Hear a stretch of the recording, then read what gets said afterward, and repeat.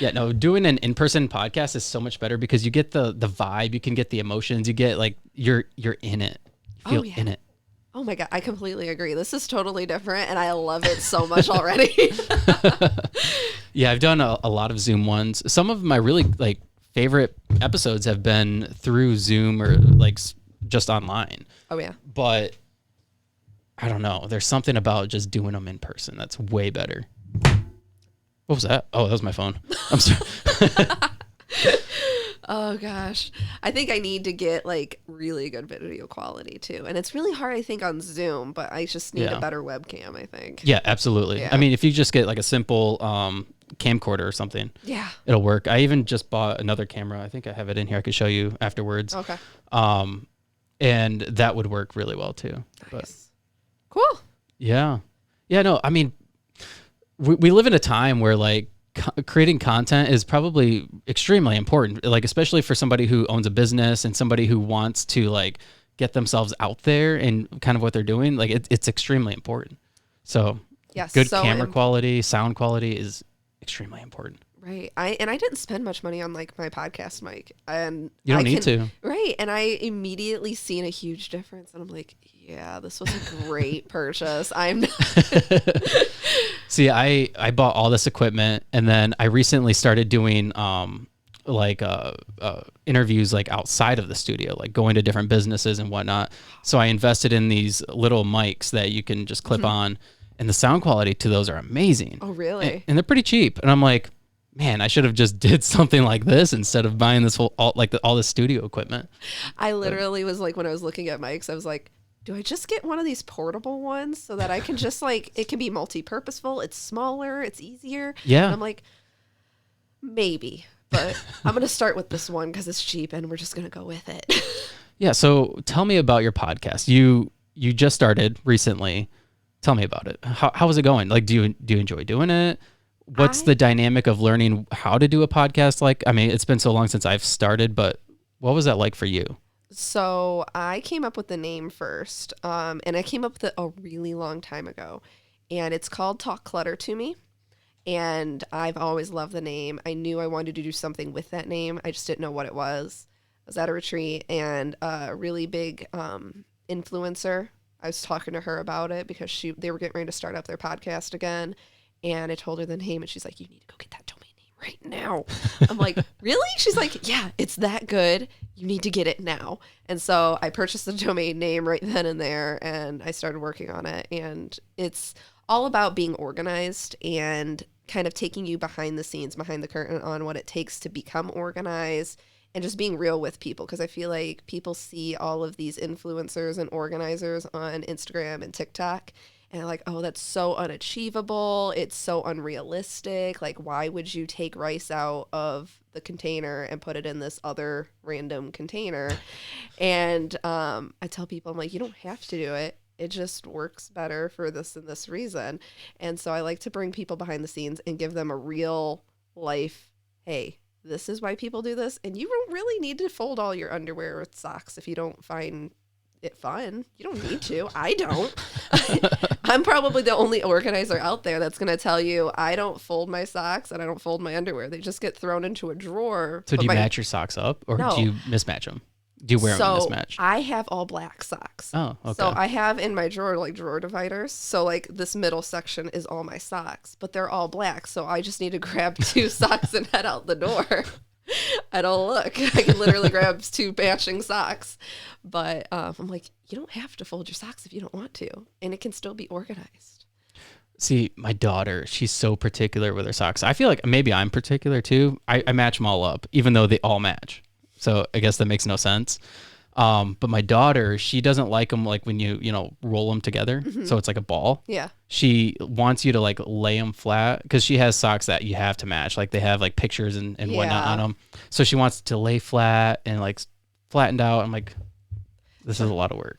She wants them laid flat, and then you can like tuck one inside the other so it's not like rolled into each other, and then it's like a little rectangle. So you could do that. That's a good idea. Yeah. But I'm not the kind of person that folds my socks. If a client wants me to fold socks, I'll fold the socks. But not that kind of person. So how did you get involved into that? I mean, because we were just talking, you said that you worked in the auto industry for a while. Mm-hmm. How did you get involved in the decluttering of people's houses and businesses, and why would you want to do that? That's a great question. Why would I want to go do that for other people? By the way, that's your water. Thank you. So I used to work in automotive, and actually I helped establish the plant, the Magnet Exteriors plant here in Lansing. And there I learned about lean systems and 5S. And that's kind of just automotive term for like the automotive way of organizing things for the least organized person, pretty much. And wait, the auto industry is organized? It can be. If anybody works on the line, if anybody like works on the floor, they understand that there are some organizing systems. They might not notice it at first, but there are systems that were pre-built for them for them to know exactly where the broom goes without having to overthink it. Yeah. And I fell in love with that kind of system. Is like, how do you make things super easy for everybody else so that the stupidest, least organized person knows where the broom goes? And so I took that and I put it into my own home, actually. Like, I labeled where bowls and plates went inside my cabinet, and people teased me relentlessly. My friends and family did, but nobody ever put the bowls and plates in the wrong spot, ever. They always went in the right spot. And so I then found out about Marie Kondo and from Netflix. She had like that Netflix show. And I was like, wait, people will pay me to do that? Like, I love doing that, but people will pay me to do that. And along the way, I just kind of trickled into it because I was hating kind of my job, and like I transitioned from automotive to nonprofit world, but I was also not happy with my job. And so I was like, well, let me give this a try. And I started falling in love with it. Wow. So when did you start the business? I started the business about 3 years ago. Yeah, about 3 years ago, right before the shutdown, right before the pandemic. And so I didn't touch the business for about 1.5 years. So I've really actually been doing the business full time for about 2 years now. Wow. And so since you started the business, obviously you had 1.5 years of not doing anything, but since then, what is it? Has it been successful? What has it been like? Yeah. So, let's think here. 2020. So then 2021, around summer of 2021 was when I was like, okay, we're going to get moving on this. Because I wanted to eventually quit my full-time job that I had. I loved what I did, but I didn't like the people I did it for. And so it took me roughly almost 1 year to get to the point where I'm like, I think I can quit my job now. And so we decided in 2022, if we can, for the first 4 months, if we can say, okay, Amanda, you're bringing in this much money every single month, we can live off of this, then we can look at quitting your job. And so I was able to do that relatively easily solo. I started bringing people on then, and I was able to quit. Got to the comfortable part of quitting my job, but I didn't want to leave my full-time job high and dry in the middle of summer because that's the busy season. So what I did was I worked full-time business, full-time job from January 2022 till through August. And then I quit my job August 31st, 2022. September 1st, I was officially on my own. Wow. And then my husband had a really bad car accident September 1st. Oh my gosh. And so as in he was in the hospital for 2 weeks and off work for 7 months. Oh. Yeah. So it was not how I envisioned my first 6 months of doing the business solo was going to look, but we made it work, and we're still solo. I'm still owning my business, still, making it work. Finally getting everything back under control. I felt like so many things were outside of my control for so long, and now I feel like I'm back in control. So did he recover? Is he? Yeah, he's healthy now. He's he started CrossFit probably last month. So nice. He's trying to build back his strength and everything. But yeah, he's doing much, much better now. That's awesome. Yeah, car accidents can be very dangerous. So dangerous. And I was so fortunate and lucky to have so many friends and family members help us. And so I don't think I could have gotten or could have kept the business going without their help. Oh yeah, Because absolutely. I was like, I literally am trying to get the business to a point where I'm like working on it. That's my main thing. And then this happened. Oh, that's so frustrating and sad and everything. Now, when you go into somebody's house or to a client for the first time, what is the process like? How do you know what to do? So the first step is always a strategy session. So I do a 30 to 45-minute strategy session where we talk about their goals and I get to see the space. That's really where all my ideas start to pop up, is when I first am seeing the space and I'm understanding their goals. Some people want a macro level of organizing. They're like, I just want stuff in bins and I want it labeled camping. I want it labeled tools, whatever. Macro, really quick, really easy, bare bones. Micro organizing, we're getting to the nitty gritty details and making sure there's very functional systems for the smaller things that you do. So figuring out that process, and then I think of product I can bring in. I usually will brainstorm, like, here's what I want to do. I want to bring in a cube organizer over here. We're going to put some bins in there. It's going to store your paper like this. I start to bring in some different ideas, and it's just kind of based on what I'm seeing. I like to reuse things they already have. So if I see something's not being utilized very well, I'll try and figure out a way to make that work. Client wanted to get rid of a desk in her basement once, and I'm like, no, I don't want you to get rid of that. I actually want to repurpose it, and I repurpose it into a gift wrapping station. Oh, cool. So wow. So how do you keep up with like modern trends and everything? I mean, because obviously things change all the time. How do you keep up with that? Lots of Instagram and TikTok.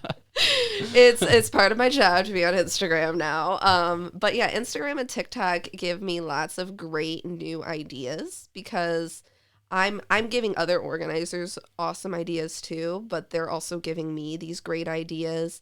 I'll just go shop and walk around the Container Store every now and then, which is an organizer's dream. If you've never heard of the Container Store, yes, amazing. I probably don't walk out of there spending anything less than $200 anytime I'm there, but it's because I find so many new and interesting products that I'm like, wait a second, what if I used this riser for this instead? Or there's millions different products in there. So do you do it on a like a base to base thing? Like you don't go and just stock up on stuff. You just decide, like, I'm going to go see this client's house and then try to figure out from there what they might need specifically, and then you go and get that? Or do you keep stock of things? I do keep an inventory in my garage. I've taken up roughly half of our garage, and my sure your husband loves that. Loves it. I've taken up roughly half the garage of inventory, but what I keep on hand is the things that I know I trust and I use a lot of. The things that are maybe like unique, I'll buy on a case-by-case basis. I had a client recently who needed a very unique kind of shoe organizer that went over her door, but it was for shoes that were a bit bulkier. So it wasn't something that I was going to be able to find at like Target, so I had to do a little bit more searching for. IKEA. IKEA is also wonderful. They have so many things. That's where we shop a lot for things, various things. And what's really nice about IKEA stuff is most of their things you can repurpose into different ways too. If you're not using that cube organizer for your entertainment center, you can use it as a secondary desk storage area with paper storage in there. And right. You can use it for toy storage. Yeah. IKEA stuff is really multi-purposeful. Yeah, it's really nice. I actually just built recently. We have these cube, like I think they're like a single stack. There's like two of them, two bins, and they're like, we use them for toy bins. Mm-hmm. But then, how many did we have? I think we had like, maybe there are 4. Yeah, they lay sideways like this. Sorry. Anyways, I just built a guinea pig cage, and I put the guinea pig cage on top of it. I can show you when we're done. And so like it kind of like repurposed as like this storage for the guinea pig cage. Like all the stuff for the guinea pig goes in those bins, and then the guinea pig cage is on top of it. Oh, 100%. It's kind of cool. I love using the cube organizers that way. That's probably one of my favorite tools to use is the cube organizers. And you got to make sure they're the 13-inch cubes, though. And my number one reason why for them to be the 13-inch cubes, not the 11. The 11 are the cheap ones, and they're really flimsy. The 13-inch ones are a lot more sturdy, no matter where you get them from. But you can, the bin that fits in there, you can put organizers inside the bin to hold paperwork, because it can hold papers and hanging file folders if you put the right organizers in the inside, and then it's really cute. But then it holds more for toys. It holds more for whatever else you're storing. But I love that. And even my son's room, we use the top of the cube organizer as a secondary play area. Oh, okay. Very cool. Yeah, I can imagine what it'd be like to live with an organizer. My husband loves it. He's very ADHD. If it's not in his direct line eyesight, he doesn't really know it exists, whereas I want everything hidden away. Right. So in the 10 years we've been together, it has been a very fun experience to figure out how to balance our two crazies. That's funny that you mention how in the auto industry they have a specific way of organizing things, because I mean it's the same way at General Motors, where they call it WPO, workplace organization, where you literally, like the team leader's desk, you literally put tape around the dumbest things, like stapler or like hand sanitizer, or like, and you box it all in. I'm like, this is so dumb. Like, why would you, I've always thought it was dumb. I'm like, why would you do this? But that's actually a good point, is like for the dumbest person. Exactly. You know where things go. Exactly. And I literally, a week or so ago, I actually was able to do this specific process you're talking about for a client. And I always wish that more clients who need visual organizing would let me do this, but not everybody does. And there was a spot we'd put the broom on the wall in the garage. And she's like, my mom's not going to know where the broom goes back once it's gone. Can we put like an outline or something around? I'm like, yes. And I was immediately excited. And we pulled out a Sharpie and it just drew on the wall the outlines. So immediately when you pull it away, you know, this is the only thing that matches that shape. We're getting down to 1-year-old, 2-year-old level. We're like, does the shape match? It matches. Let's go. You'd be surprised. There'd be people that would still screw it up. I'm sure. And then the team leader is like, come on, that's not even the right shape. Oh my gosh. But yeah, so I took that love of 5S and lean systems and trying to make things streamlined as possible to be most efficient. I took that, incorporated my my love for interacting with people, asking open-ended questions to get to the root problem, to help make people's spaces functional and organized for the way they live. What is the root problem of somebody not being organized, would you say? Like, is it just that they don't know how, or is it just that they've never, is it that they don't know how to be organized? Some people, it varies. It varies. For a while there, after my husband's car crash, I was very, very unorganized, and my space was not organized either. And so the reason for that was because there was a big life change in my life. There was a big event that just had happened that it was completely out of my control. For some people, they were never taught how to be organized, or the life they grew up in was always in a constant state of disarray. So that's just kind of what they grew up knowing. Right. And some people just want to be organized. They just don't know where to start, and they don't have the resources to do that. And they're the kind of people that love to just, they binge watch Clean Talk or organizing TikTok stuff. And they're like, oh, I love this, but I just don't know how to do it. Right. So yeah, that tends to be the thing. Or they'll read a book and they think that there's one way to be organized, and because they need the visual organizing, they can't be organized. Right. And I flip it on its head. I'm like, everybody can be organized. You just need the system that works for the way your brain works instead. So how do you determine how somebody needs to be organized? I mean, do you sit there and just ask them questions? What is the process for that? Yeah, that strategy session that I do, it's a lot of open-ended questions. It's very, very open-ended. Like, what kind of questions do you ask? so one of my first questions is like, what's your goal? Because one person's goal is going to change how fast we go versus how slow we go, to make their goal achieved. The other thing I asked is, are they out of sight, out of mind? So my husband is a great example of that. Again, if it's in a cabinet, he doesn't know it exists because it's not in his line of sight. Some people... That could be a good thing. It could be a good thing. Some people are like kind of in the middle, like they're out of sight, out of mind, but if it's labeled with the word, they can do it. Some people prefer pictures. So it's a lot of like getting down to the nitty-gritty of what's worked before for them, what hasn't worked before, and kind of what their natural state is. And then I take note of kind of where things are already kind of laying around. Sounds really weird, but I take note of that because if like the book bags tend to just naturally be in this area of a room, I'm like, okay, they need a spot, an organizing system for their bags right there because that's where they naturally put them. I'm not trying to move their bags to a totally different area. Right. I want to try and make it as streamlined and easy, functional, where the mess is already being made. Right. And so it's a lot of just looking and seeing kind of what's happening. I see you judging me. I see you judging me.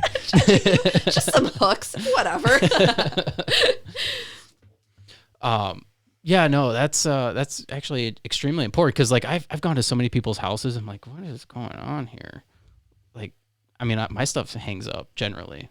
Like my lunch bag and everything I need for like everyday use is usually like hung up. You pass it on the way down. But like some people, you go to their houses and they just have things thrown. Like they don't take care of their things. And it's just, I guess maybe it's because they don't know where to put it, where it would be functional, where it would be easiest. Yeah, that's really the thing is for a lot of people, when they start to get into that mindset and they're thinking like, this isn't working or I don't like this, but like they want it to be perfect. That's probably one of the biggest barriers for a lot of people to even ask me questions to begin with is there's this barrier of I need it to be right the first time. I need it to be perfect.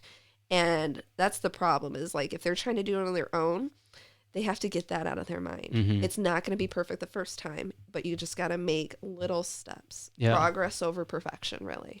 Well, and you got to figure out like what works because like even if you do it yourself or you pay somebody else to do it, it might not be right the first time. It might not be functional for you specifically. Like, I mean, my wife and I have changed so many things in the house just because like it doesn't fit or it doesn't seem to work right, you know? And so we just redo it.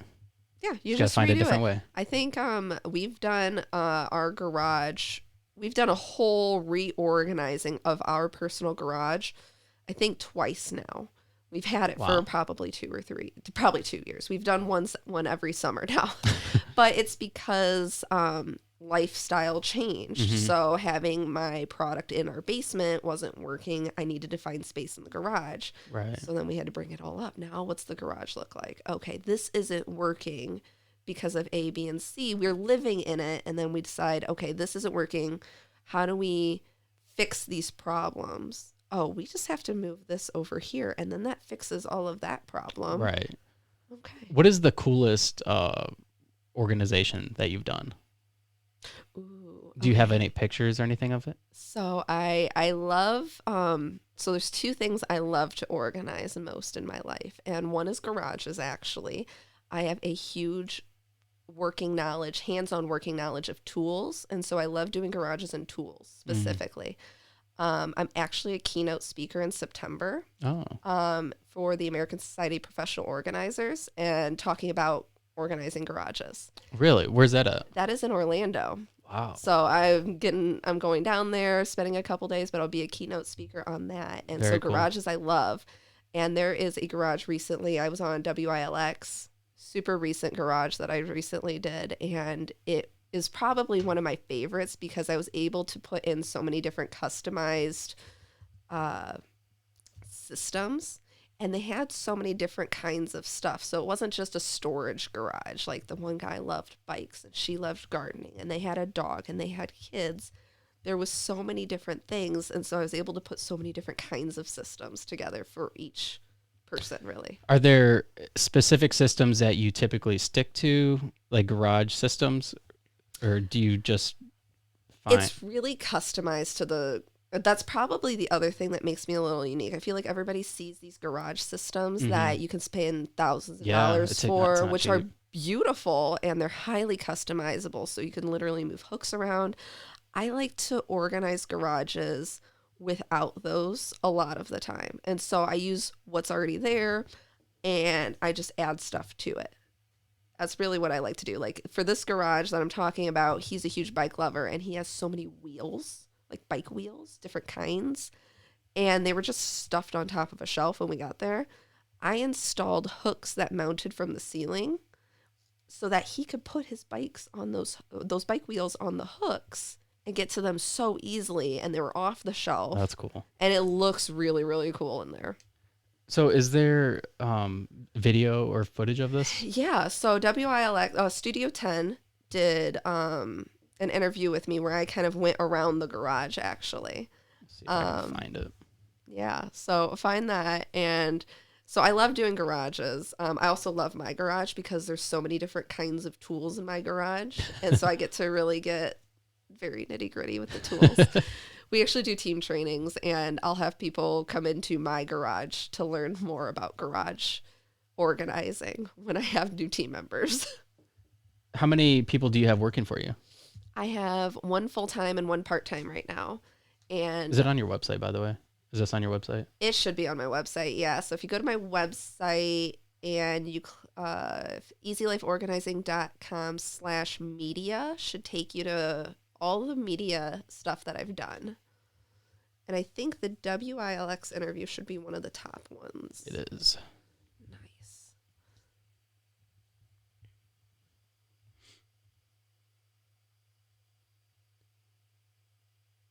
So, I'm sorry, you said how many people work for you? I've got a full-time, a part-time, and a virtual assistant. So I've got 3 people that work with me on a few different things. That's exciting. It's really exciting. You went from just you over a year ago, or about a year ago, to now 3 people or 4 people. Yeah. That's insane. It's insane. And I'm really, really thankful for the team I've had. I just had somebody kind of transition off the team, but I'm going to miss her so freaking much, but she's got bigger and better things that she needs to do. Yeah, everybody has to move on, right? No, it makes me sad. All right, let's play this video. If it will play.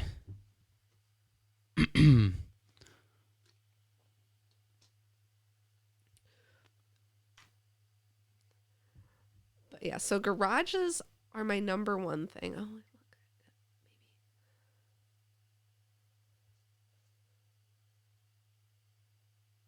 Oh, why is it not playing audio? Hold on, I'm sorry. Oh, you're good. Okay, hold on.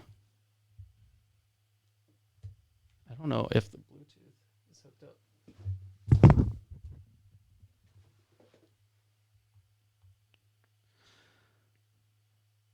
I need you to come do my garage.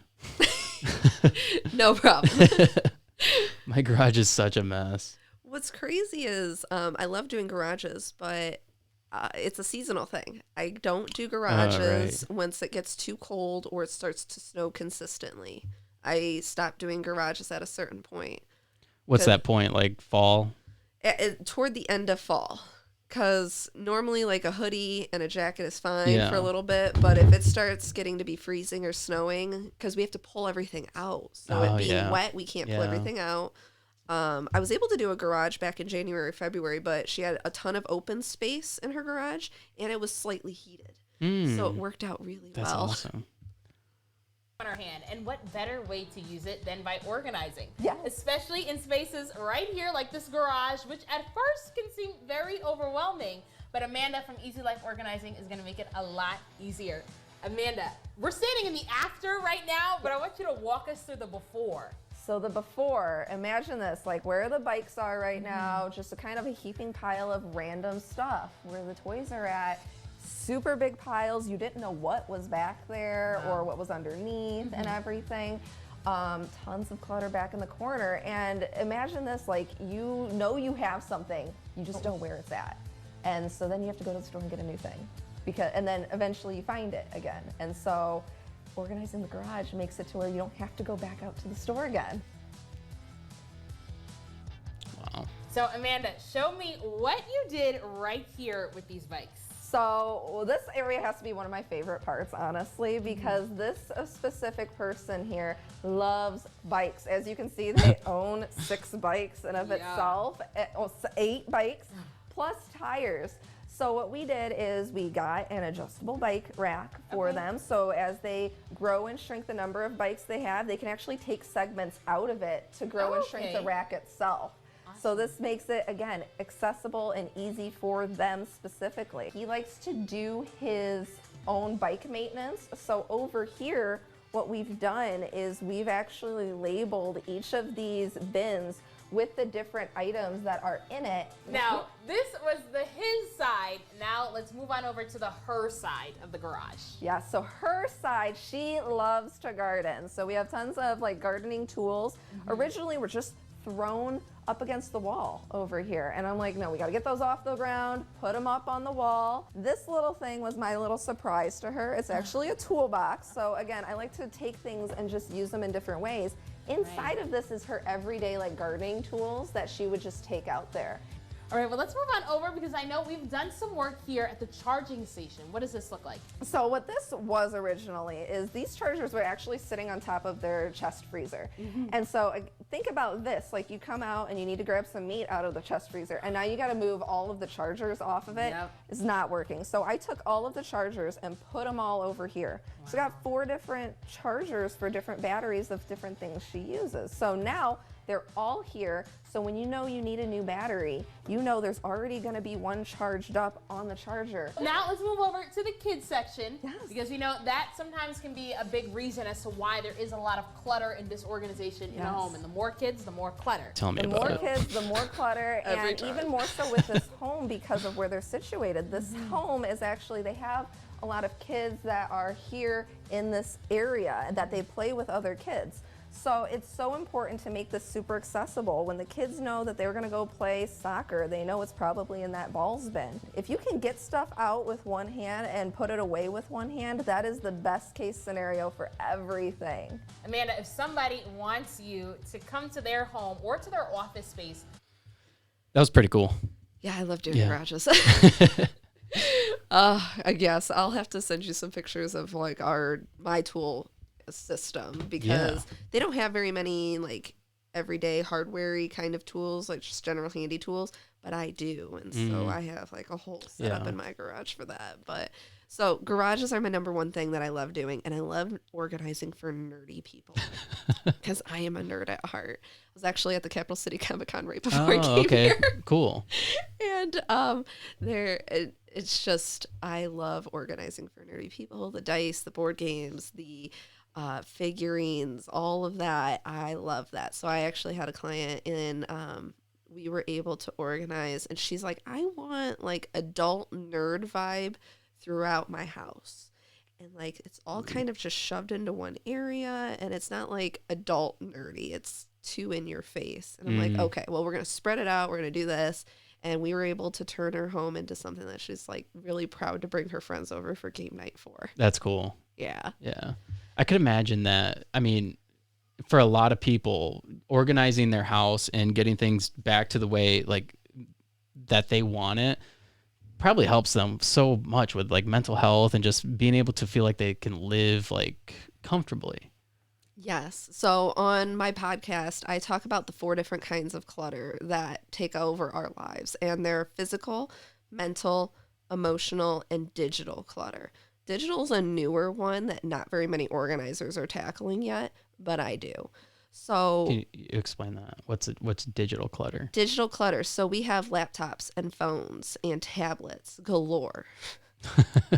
Galore. Some of us are like me and have multiple emails. Yeah, that's me. So And what happens is we just get so used to seeing either that really large red number that tells us how many unread messages we have in our inbox. Must have seen my phone. Or the thousands of documents in your download folder on your laptop. And we don't, because it's not across our desk, we tend to ignore it.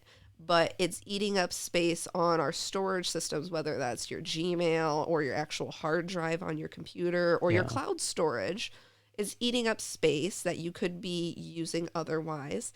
People tend to come to me once they're getting close to their limit of storage for the digital organizing, or they want to go from paper organizing to more digital, and they just don't know how, or their inboxes are out of control, and they're like, I don't have a system. Everything's just in the inbox. So how do you do that? So a lot of times, so email, for instance, I have two different options. They can take my course that I have on my website, and it's more of a self-paced. They can just do it in their own free time. I give them a number, like for every X amount of emails you have in your inbox, I would set aside this amount of time. Or they can hire me to do it. To just go through and delete? I go through and I sort, I delete. Oh, I don't delete. I put it into a folder that I label as delete, and then you can delete it. I don't want to delete anything. Right. So I put it into a folder, and then you delete when you're ready. I'll unsubscribe from places you don't want those emails from anymore. How time consuming is that? So it gets pretty time consuming, depending on how many emails and how organized your inbox already is. Yeah. But then I give you the steps of, okay, here is now how you're going to utilize your email. Here are these folders. Here's how you're going to utilize your inbox now, to where if you have more than 50 emails, this is going to start to feel very overwhelming now, because we're always trying to get back to inbox 0 as much as possible. Right. So. Wow. I never even thought about that, having somebody declutter your email for you. It's starting to become more popular, and I'm learning more and more that I'm one of the only people that will work on digital organizing. Actually, like I have other organizers who will refer me for the digital organizing, because they'll find random people that want that. Yeah. And they don't know or want to do it. And so now I'm kind of becoming that go-to person for the digital stuff. Well, I definitely should hire you, because I have thousands, like probably 8,000 emails that I haven't deleted. I just did somebody's email, and I think every single month there was easily 500 or 600 emails for every single month. And I was going back a couple years. Wow. So the majority of that's spam mail, right? Some of it's spam, just those stupid things you always get, those advertisements, but some of it's important stuff. And so as I'm going through, I usually ask a bunch of open-ended questions again at the start of it to figure out what is important to keep, what kinds of things am I going to come across, what kinds of things is not important anymore. I'll usually ask how far back do they want to be able to access their emails. For me, I keep about 2 years in my folders, and then every January I delete the other year. Okay. So I figured out that, and the system really is really easy once it's all cleaned up. Yeah. Yeah, you just keep it cleaned up. You just keep it cleaned up, but the way that you use the folders, the way that, because every email has a search bar, every email has folder capabilities, whether you can do subfolders or not. Every email has like the flagging or the star feature for the really important stuff. And if you can utilize those techniques, you can have a very organized email.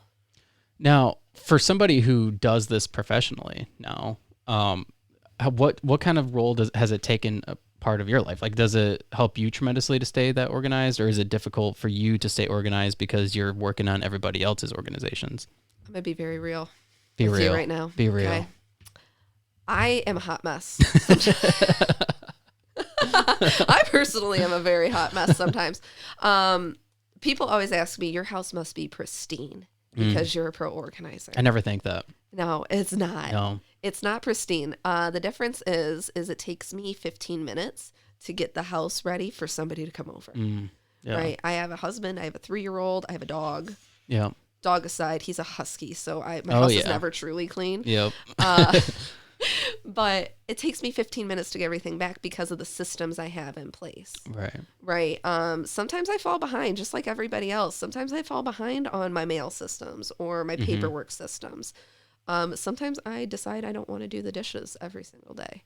And so I fall a little behind, but I just have to take that second and be like, okay, man, you got to get back into it because you're starting to feel like you need to catch up when you should be pulling everybody behind you. I'm starting to feel like the lackey. Right. And I'm like, okay, I got to get myself back in order every now and then. Yeah, no, I completely get that. I have a cousin who owns a pretty successful cleaning business in near Charlotte, South Carolina, I believe. She lives in South Carolina, but it's like right there on the edge. And she was like, everybody tells me like my house, it must be the cleanest house ever. And she's like, I just don't ever have time to clean my own house. And so, yeah. So now like whenever somebody owns a cleaning business or like an organization business, I'm like, they are probably really good at what they do. They're really busy, but their crap is a mess. Yeah, it's my office. But I understand because you're busy. Like it's hard to stay organized. It's so and clean. hard, but I think the difference is for every cleaner, for every organizer, for junk removal companies, the whole 9 yards.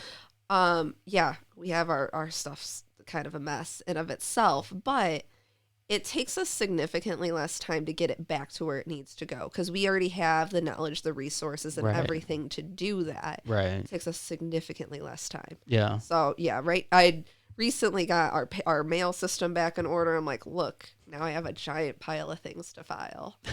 I'll do that. It's okay. But like I have the pile and it's organized and it's not spread across my desk. Right. Right. So that's the thing is I have my system. I haven't done my very specific task of filing it. Right. But I know exactly where it's going to be Yeah. filed and it's not going to take me an hour or multiple hours like some people it takes to get their paperwork organized and filed away. I already have the system, so I already know. You just got to do it. I just got to start plopping papers in. That's all I need to do. Now, you're obviously really busy. You have the business, you have family, you have kids, but you're still finding time to remodel a bus. What is the thought process behind that? What is the purpose for remodeling the bus, and what is your goals for it? Like, what do you guys plan on doing? So we purchased our bus. Her name's Epona because we're huge Legend of Zelda fans, and so we named our bus. Yeah, we're the nerds. We're real nerdy. So her name's Epona, and we purchased her back in 2021, like kind of during-ish the pandemic. Yeah, because my son was already born and we hadn't quite moved back up here to Lansing. So 2021, and we've always had this dream of living in a tiny home. And we love living minimal. And that was a really big thing, was van life and bus life was really, really popular back in 2021 because of the pandemic. Because people were like, well, I'm just going to go live on a bus and travel the country instead of being stuck in my house here in Lansing. And so we bought the bus and we decided we want to do it all of ourselves because we're very handy people. And so we started working on it. We ripped out all the seats and we had to convert, and we found out my husband's a little tall, so we had to hire somebody to actually come cut the bus in half horizontally to raise it up so that it's taller. Actually, I think the inside is actually taller than my house. Wow. Ceiling. Like at this point, I have a very small house as well. But we want to live on the bus. We want to live minimal. We want to save some money. And we want to just customize this to where it's 100% us. So, like, yeah, as you can see, like, it's going to be Legend of Zelda themed, the whole 9 yards. I have a vision for what the inside's going to look like when it's all said and done. But we're actively working on it. So do you plan on selling your house and living in that full time? We plan to rent the house and turn it into a rental and then live in the bus full time is the goal. So where would you, I mean, because what would you have to stay at, like a campground or something? Like what is? So there's a couple different ways that people can do this. So one is you stay at a campground, but that tends to be kind of expensive because you have to pay for your nightly fees. Right. Most people end up moving out west with their vans and their buses because more out west, there's public land that you can just pop a squat on and just stay there. for however long you need. Out east and by us, there's not a whole lot of public land to do that with. Right. So our goal actually is, since we are so handy, is to buy homes and flip houses. Buy a house, flip it, sell it, and while we're renovating said house, live in the bus, because that is one of the legal ways to do that. Is you can live out of an RV if you're building a house or doing a big renovation to a house. You can live out of your RV, which is what our bus is considered. That is cool. Yeah. So how do you power something like that? Solar. So there's two different ways. So solar is the main thing. If you just want to try and get free electricity, solar, really good solar panels. The other way is you can install shore power, which is a lot of RVs have the exact same thing, but you just plug into a shoreline and get normal electricity from the normal grid. Sorry, I want to log into my account because I want to view these pictures, but it won't let me. I love my little bus. It's a big bus. It's a big 40-footer. It looks huge. It is huge, and I can't touch the ceiling of the bus right now after the roof was raised up and we put the sheet metal on. Like, we hired somebody to come and raise the roof, and he welded everything back together, but it was our responsibility to cover it with the new sheet metal. And so that was a really fun experience of drilling out rivets, drilling holes, putting the new sheet metal in, and then using our new rivet gun to do that. I think there's somebody else that is doing this in Lansing as well. Or there's a Grand couple Ledge. buses. So there's a few buses that I've passed in and around this area. Yeah. And you can usually spot them. The way to spot a schoolie is going to be... Schoolie. Yeah, that's what it's the schoolie community. SKOOLIE is the schoolie community. Way you could spot a schoolie is usually it has to be a different color. Ours isn't painted yet, but it's because ours, to be road legal, needs to be a different color other than yellow. Really? So, any schoolie is going to be a different color. It's not going to be the yellow. Okay. You're also looking for, some people put decks on the top of their roof. Yeah. You're also looking for like just general like curtains across the windows. Ours is going to have like RV windows, so that'll be nice. That's ours cool. is very, very distinctly going to be a schoolie, but some are a little harder to spot than others. What is the account called again? Legend of That's right. Liford. I want to pull it up.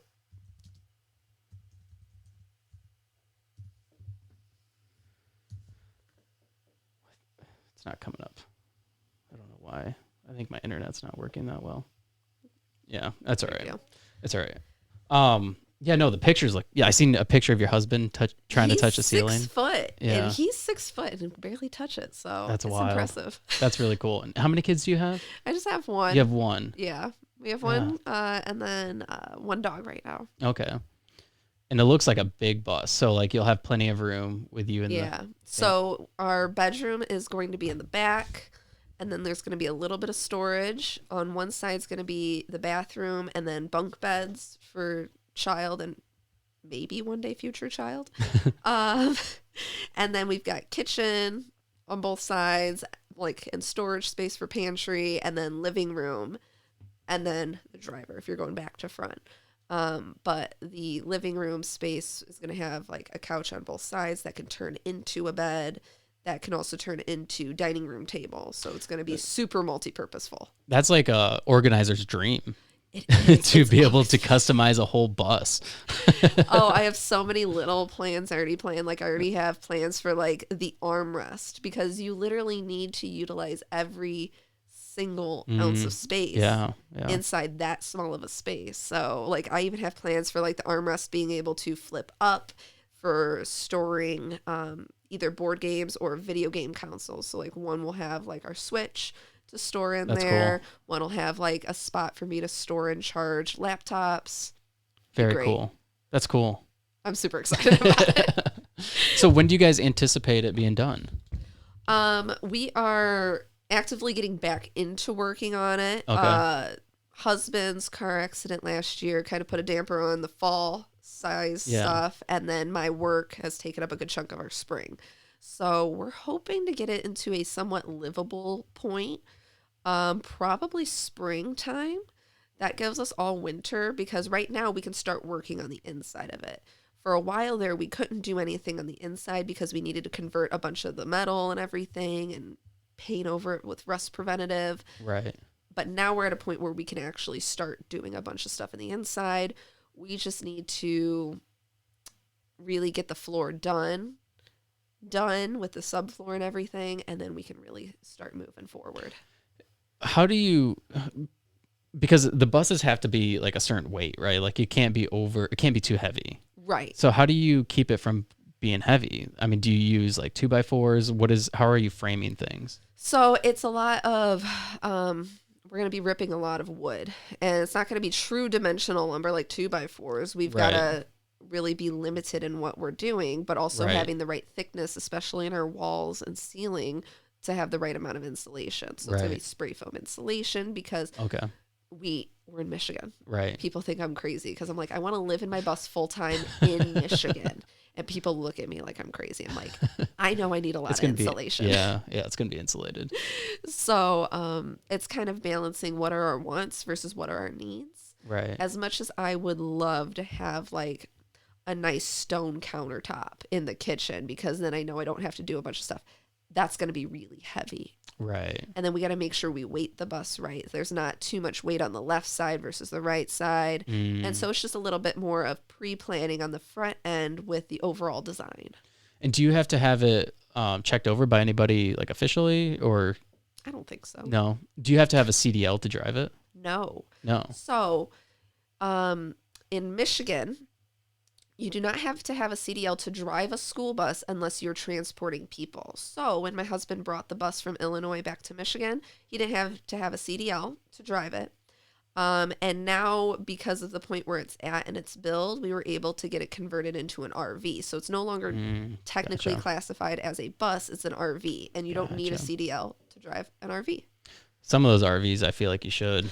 should. Have you seen some of those? They're huge. They're huge. They're like bigger than semis. I luckily have I have a friend who used to be a school bus driver, and she's told me, she's like, bring the bus by sometime and I will show you how to drive it. And I'm like, I'm really intimidated to drive this thing. My husband drives it. I don't drive it. Yeah, that would be a little intimidating, I think. Yeah, it's very intimidating because I'm not good at driving trucks because it's too long. So do you guys plan on traveling around the country? I know you said you plan on like buying houses and staying there and fixing it up, but do you plan on doing any traveling with it? I would love to do traveling with it, especially like in the summertime during breaks and stuff, just because then we don't have to fly everywhere. We could just take our home with us. There's no hotel needed. I told my husband, I'm like, I can go to Disney so many more times if we just stay at the Disney RV park. Yeah. We could just do that and save so much money. Right.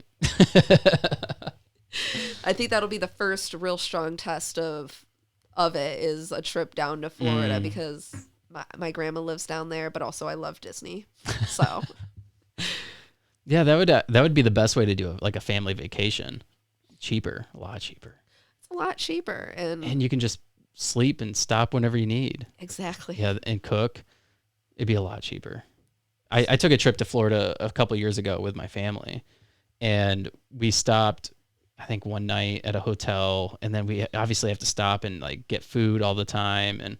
But if you could just stop and cook whenever you need, or like sleep whenever you need, and then just get back on the road, it's so much better. Yeah. And I think that's one of the things that a lot of people don't think about. They're like, oh, I'm just going to travel the country, being all these beautiful places.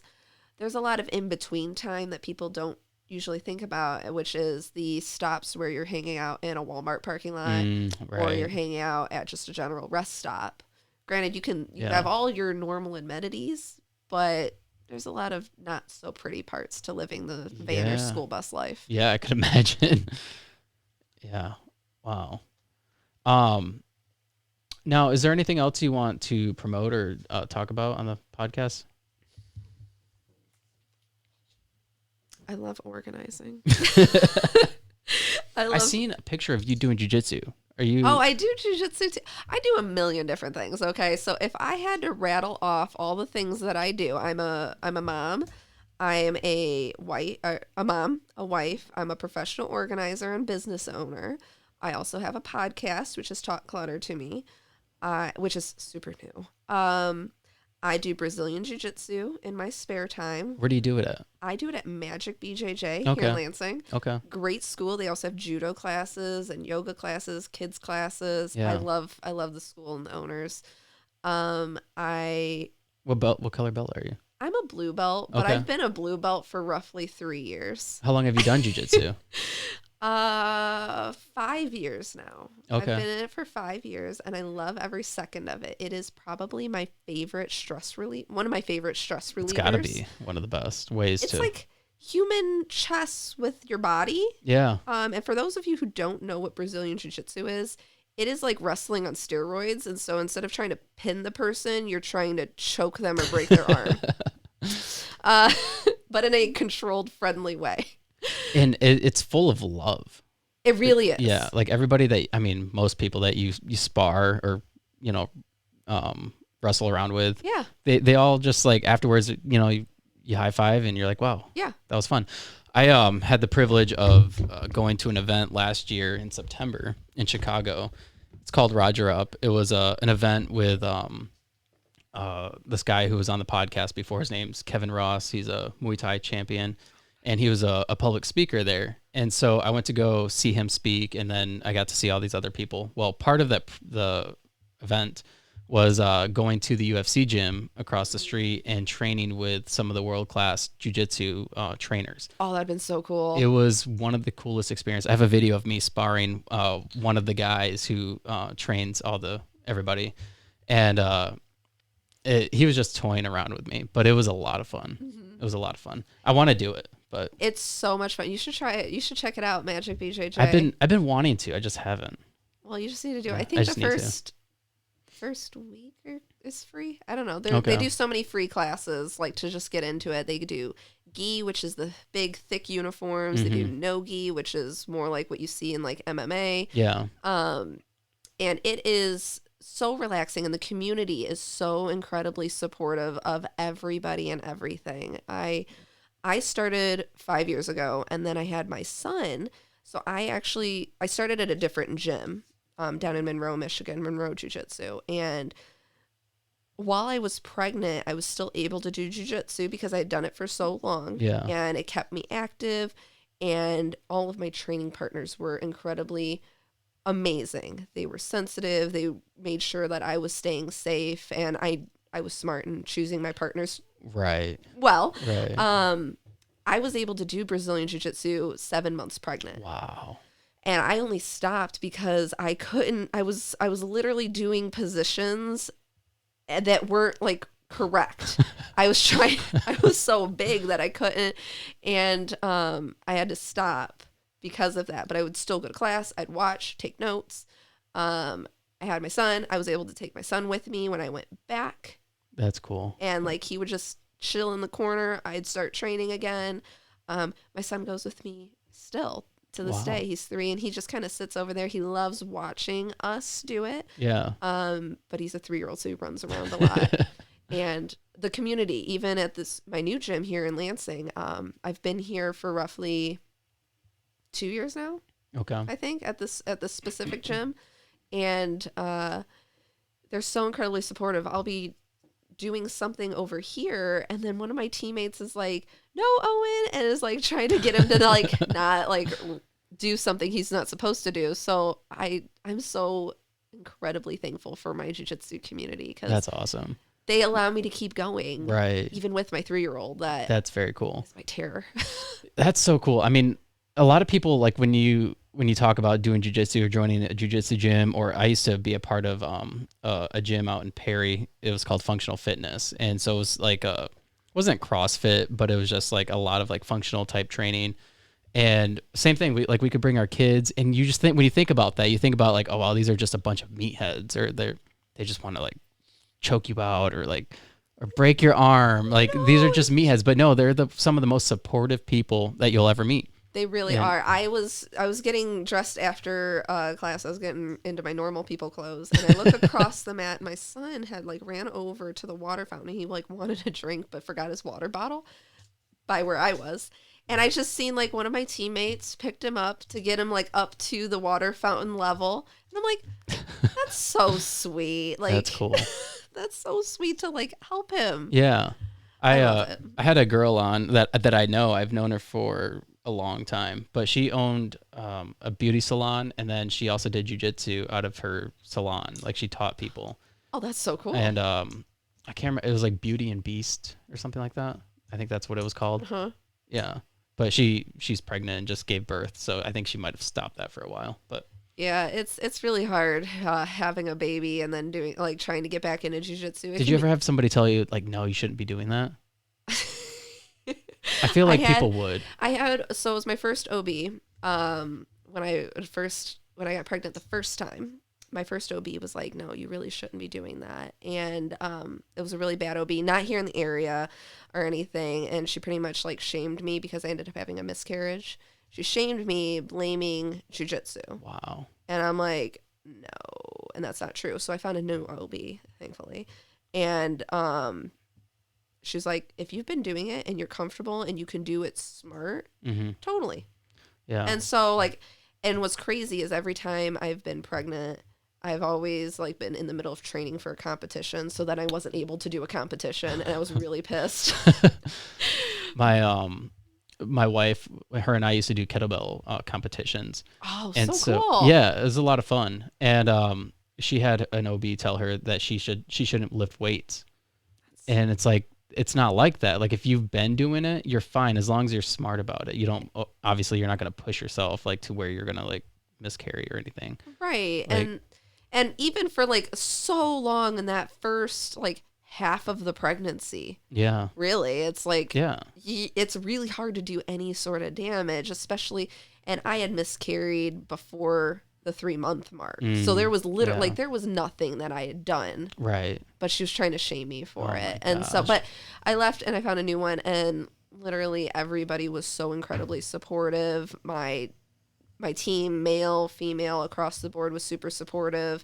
And then even as I was coming back, extremely supportive. And it was really unique and interesting to be in that position where I was coming back, because not only was I breastfeeding my baby, but I was also like had a ton more weight that I needed, that I was used to, and I was so weak because I wasn't doing push-ups. But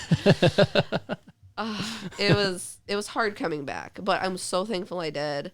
And I don't go as much as I used to anymore because I'm so busy, but I wish I could. Do you have any plans to move up in your belts? I would love to move up, but I'm not the kind of, I think when I was a white belt, I kind of had this kind of thought and ego kind of that like I wanted to move up fast. You don't want to be a white belt. I don't want to be a white belt. Yeah. Like, I'm a second-degree black belt in Taekwondo. Are you? As well. Wow. But it's been a while since I did that, so I just don't even mention it half the time. So I kind of had like this weird ego thing going on, and I don't know why. But I got my blue belt, was super happy and thankful, and I felt like I deserved my, like it felt great to have my blue belt. And then I took so much time off, and then I came back, and I'm like, wow, I don't feel like a blue belt anymore. So I'm really at a point where I'm like, I'm not forcing it. If it happens, it happens. Yeah. Like, I'm a 3-year blue belt now, and it's because I've been so inconsistent with my training too. Right. So it happens, but I'm good. It's a good skill to have, though, regardless of what belt you are, to be able to learn how to fight somebody off. Fight somebody off, And defend just- yourself, and it gives you know like how to confidence. get away. Right. That's really what I like was huge for me, is like, how do you get away? Because not only most people, just knowing that information, but as a female who as an organizer, I go to people's houses. Right. And so Came into my house, the basement. Jeez, let me tell you, what so like knowing that I have steps that I have taken, like I know where I'm coming. Somebody knows I'm here. Somebody else knows where I'm going to be at. Somebody I know how to deal with things from further away, how to deal with things close up. I have all these steps. Like, your house is beautiful on the outside. House is a little sketchier. I'd be on the phone with my husband when I came to the door. That's funny. Sort of things like that to keep myself safe. That's funny that you say that, because I mean, from the start of this podcast, that was like one of my biggest concerns, is like, especially having like women come on, like just them, and it just being me. And to this day, I always want my wife to be here, because I'm like, if you're here, that kind of gives them like women an ease of comfort knowing that there's a woman here. Yeah. Like they know they're not going to generally get raped and murdered in my basement. But now, like, I've done so many episodes, it's not even a thought I really have anymore. And I hope that many people don't have that thought. But at first, it was like trying to get people to come into the basement to do the podcast. So they're like, "Oh, it's down here." Like, yeah, it's down here. But like, I think that, you know, like you said, having like a nice, like, I don't know, like a nice appearance, it helps. It does. It weirdly enough does really, really help. And I encourage any women, especially like organizers, cleaners, realtors, people who are going to a house where it might just be them, and it might be the first time they're meeting that person, whatever. Have like a strategy plan of like things to look for when you arrive, how to park your car, the whole 9 yards, to where if something did happen, you kind of have this rundown list. Did I do this? Did I do this? Did I do this? Right. And like from a far away to, okay, we're up close and personal now. Like I have strategies at every single point in time. That's a really good point. That's something that I don't think most men have to think about. No. I mean, like, whenever I meet somebody, I don't ever think about that. Yeah. And that's the thing, is like I pull up to a house, I'm looking at the house, are there any broken windows? Just like I'm looking at all these things, and I'm like, okay, it looks good. All right, we're gonna go to the door. Is there cameras? Okay, there are cameras. Okay, well, is it just a doorbell camera, or do they have like multiple cameras and they're like being sketchy? Like, is it a sketchy neighborhood? Like, I usually Google search the neighborhood just to make sure, and then depending if I kind of get bad vibes or good vibes, I have stuff in my car that I'll usually bring in with me on a first occurrence. Yeah. And I'm like, just in case. Yeah. No, you definitely need to. You definitely need to. And I mean, to have forms of self-protection is extremely important, even for men. I mean, it's even important. For men, it's so important, because like you don't know what's gonna happen. Like, I had an incident happen here at the house where, it was insane. I have a video of it, where this was so long ago. It was probably, my son was just born, so it was 6 years ago. I was on the phone with my wife. I had just gotten home from work. I was on day shift, and she had to run some errands, and so she left. But like prior in the day, she was talking to me on the phone and was telling me about this dog that had been wandering around the neighborhood. Weird, right? Okay. So she leaves, she calls me, she's like, "Hey, that dog I was telling you about is just walking down the sidewalk." I'm like, okay. So I'm like looking out the window, couldn't see it. I go outside, still couldn't see it. Go to the end of the driveway, still didn't see it. But I'm looking down at the end of the street, and there's this dude who was walking with this girl, and they were kind of yelling back and forth, and he pushed her, and like she fell on the ground. I'm like, on the phone with my wife, I'm like, this dude just like pushed this girl. And I thought like maybe they're siblings and they just got into a little like, right, whatever. And I'm like, okay, that's interesting. Well, then he's seen me on the phone and he starts yelling at me. He's like, "You motherfucker, if I come down, like if you're on the phone calling the police, blah, blah, blah," like flipping out. He's like, "I'm coming down there to beat your ass." And I'm like, uh-oh. I was like, "Call the police. I'm going inside to get my gun." And so I go inside, go into my safe, get my handgun out. And I also have a CPL to carry, so whatever. Yeah. Go to the front door. The dude is at my front door, about to open the screen. And I'm like, "You stop right there. I have a gun. I will shoot." And he stopped. And then immediately I pulled up my phone. And I just started recording, because I'm like, if I have to do something, like if he steps in the house, like I think I locked the screen too, just so he, like, extra protection. But you can break extra that. 5 seconds. Yeah, exactly. And I didn't know what the dude's deal was. Like, he was foaming at the mouth when he was talking. I'm like, is he on drugs? Like, what's going on? And it took like maybe 3 or 4 minutes for me to realize, like, okay, this guy's just like special needs or something. And he was, I don't know why he was in our neighborhood, but yeah, he was just at the door, like yelling at me. And like, I'm like, "Dude, just leave. The police are coming." And he wouldn't leave. And he kept telling me, "Just shoot me. Just shoot me." And I'm like, I'm not going to shoot you. Like, if you step in my Right. house, I'll shoot you. But yeah, so then like, I guess my whole neighborhood called the police, and he starts to leave, and he just pees in my yard. He just pulls down his pants, starts peeing in my yard. And then he's like walking away, gets like around the curve, and like 15 cop cars roll up. Oh my God. And he takes off running. They start chasing him, and they end up tasing him and arresting him. But yeah, it was like this is a decent neighborhood, and something like that happened. It was like so it's important to have self-protection at all times. At all times. You know, and whether your beliefs are to have guns or not to have guns, or to have pepper spray or knives or whatever it is, like you need to have something to protect yourself. Agreed. I 100% agree. And having stuff that is easily accessible, but also, child safety too is a huge thing for some of Absolutely. us. And I think people are like weirded out when I tell them, yeah, I have a bunch of guns at my house. I'm like, what? I'm like, yeah, but they're safe and they're locked away, and they're just for safety, and we know where the keys are. I know how to unload a shotgun. I know how to load it and use it. And they're like, whoa. And they're like, well, you've seen what kind of neighborhood I live in. Like, I don't live in a great neighborhood right now. But like, I know that if something were to, I've done a bunch of stuff to prevent that part though. Like I've got even at my own house, I have home security. I know jujitsu. Yeah. Like I've got a phone on me at all times. Like I know my neighbors, and they know me. So there's none of that kind of stuff happening. And And that's one of the most important forms of security for your home, is your neighbors being able to see something's not right and call in the police. And that's what happened in that scenario for me. Is literally, I think like 4 of my neighbors called the police, including us. Like my wife was on the phone, and then she hung up and called the police. And so when all these people called, that's why so many cops came. And it's like, okay. And so we're back. It's still choppy, but I'm not sure why. We'll figure it out. It'll get figured out.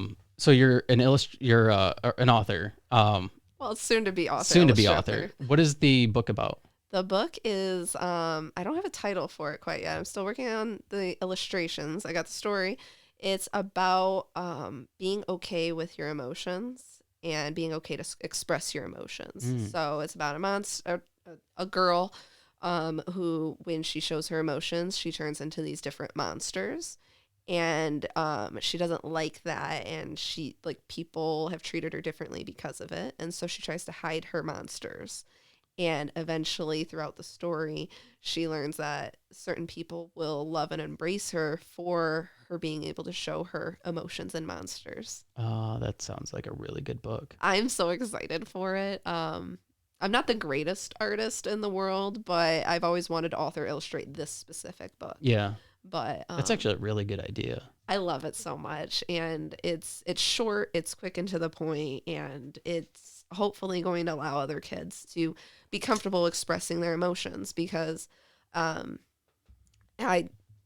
don't know why I've always felt like I was emotionally stunted. So I'm not good at expressing emotions myself. Well, I think it's something that was kind of like pushed upon us like by society, right? Like, how old are you? I'm 30. I just You're turned 30. Okay, so we're the same age. Yeah. And so I feel like that thing that wasn't quite like it wasn't okay, essentially, to be emotional. Right. And I think that thing that now it's so much more accepted. Right. And we've taught our son that he's able to express his emotions, and it's okay to be angry, and it's okay to be sad. We just need to talk about it. If you're angry, it's not okay to hit. Right. We need to use our words to talk about it and find ways to speak. So hopefully this book helps others understand like it's okay to be different. That's awesome. So when do you plan on having The goal is this year. Wow. It was supposed to be last year. I've been working on it for a long time. So the story first off as zombie super popular.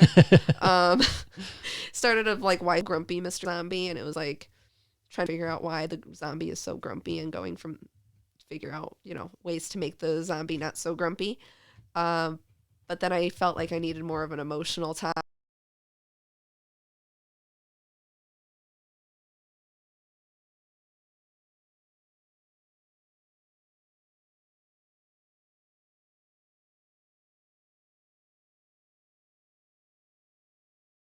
And then zombies became monsters, and the emotion came in, and that's what it kind of turned into. That's very cool. Yeah. That is very cool. I'm excited for it. Well, thank you. When you come back, or when that comes out, would you come back on? Of course. Yeah, to promote definitely. it. I will definitely come back and promote that because I'm so excited. And everybody I tell about this book, the illustrations are probably like 70% done. Wow. That's the thing is I'm getting close to being done. It's not like So what is the process like when you are writing a kid's book? Like, do you have to go through, like, how do you get it published? So I am self-publishing this Okay. book. So I have not had to go through the process of sending a transcript of it to a publisher and saying, here, do you want to publish this? I'm just going to self-publish it through Amazon KDP and just go from there. Cool. Which is really nice. If you don't know about Amazon KDP, you can just upload whatever book you want, and then they will print on demand. Oh boy. Hold on. Sorry. Something just happened with my... I think it's going still. Okay. So it will just print on demand when people order the book, which is really, really nice. And they just take a small fee for that. But the process is I had to come up with the idea and come up with drafts of the story is really what I came down to. So I had like the one draft, and then it kind of kept changing and changing the more I revised it and edited it. It just kept evolving, changing. Like this part made sense. We loved this part, but for some reason this didn't make sense or it wasn't flowing right. And I think I've on draft 18 became my last draft of the story. And even then, before draft 1, I had then switched from the zombie. So like I started with the zombie idea first, and then it was like, nope. And then I started with this monster idea. The monster idea, there was more drafts before. I like the monster idea. The monster idea is cute. I have different monsters. Each one looks a little bit different. And I've tried to embody the emotion. Like, what does sadness look like to me? And what does happy look like to me? Right. Without trying to, like, look off of, like, other elements, right? Right. So that was really fun. And then kind of as I came up with the story, I kind of had an idea for like different pictures that I would use and how it would like look inside of a book. Would it be across the whole 2 pages, or would it be single page, or how would the images work?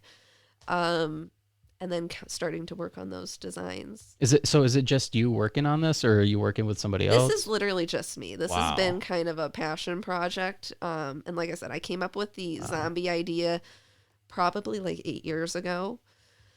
And roughly 2 years ago, I decided to start on this book. I was going to try and get it done before Halloween last year, but that just didn't work with everything else going on. Yeah. So the goal is to get it done this year. Wow. By Halloween. Hopefully by Halloween, because I think it'd be super cute with that monster idea. Yeah, that would be. Yeah. That'd be really cool. I'm excited for it. Oh, thank you. Yeah, I love that you got so many things going on, because I'm also somebody who has like a bunch of things going on, and everybody's like, how do you do them? It's like, I just do it. I just do it, and it's not like I think people think the same thing of me. Like, how do you do all of that? I'm like, well, I'm not doing all of them always at the same time. Right. It's like I'm doing a little bit of everything, so it takes a little bit longer sometimes, or I have to go 100% into the business, and then the drawing and illustrating go to the wayside for a while, and then I pick it back up. So I only have the same 24 hours that everybody else has. It's just how am I dividing my time and my weeks to achieve those? Yeah, and are you sitting around watching Netflix, or are you working on something that you're passionate about? Right. We don't have a TV at the house. Really? Yeah, we don't have a TV at our house. I feel like we could just keep going. I know, right? We really could. We got rid of the TV a long time ago because we didn't want my son to watch TV the first year. Like they recommend. And we achieved that. We even got rid of all of our video game consoles and everything, and getting rid of video games is hard for us. We only just got video game consoles earlier this year. So like my son's 3, so it took us 3 years to get all of even start doing video games again. But it's because we realized so much of our time was being spent on watching TV and playing video games that we could have been using that time for something else. Right. Yeah, it's one of the biggest things for it's a huge hindrance for success for so many people. I don't really watch any TV. I think last night was the first time I actually sat down and watched something in like months. Yeah. Like, I never watch anything, and I just watched it like a documentary. It was like a 3 episode. Of course, right? It was a huge waste of time, but it was I had nothing else to do. I was like mowing the yard, and then it just started raining. I'm like, well, now what? Right. And there's always things you can do, like Yeah. work on the podcast or whatever. But I don't know. Like sometimes it is beneficial to just sit there and watch something. It is sometimes really beneficial. I really leave that to the end of the night for myself now. Like I've been trying to be better for myself, take care of myself better. And I know that playing the video games and sometimes binge watching something on Netflix or something is what's going to help me decompress at the end of the night. And so I have been incorporating that back into my life, playing Tears of the Kingdom, loving every second of it. And I feel like I'm not making any progress, but it's so huge. If you've played Tears of the Kingdom recently, you understand that it's just so much bigger than any other Zelda game out there that they've ever created. It's so much bigger. Really? Yeah. I don't know. If you know, you know. Well, Amanda, this was a lot of fun. I look forward to doing it again. Yes, definitely. Thank you so much for having me on. I was going to say us, but Absolutely. And so if people want to find you, they can find you at easylifeorganizing.com, right? Or .com. easylifeorganizing.com. You can follow my podcast at talkcluttertome.com. Instagram's Easy Life Organizing, Facebook's Easy Life Organizing. Everything's Easy Life Organizing. Awesome. And all of that will be in the show notes. Perfect. Awesome. Thank you. Thank you. See you, everybody.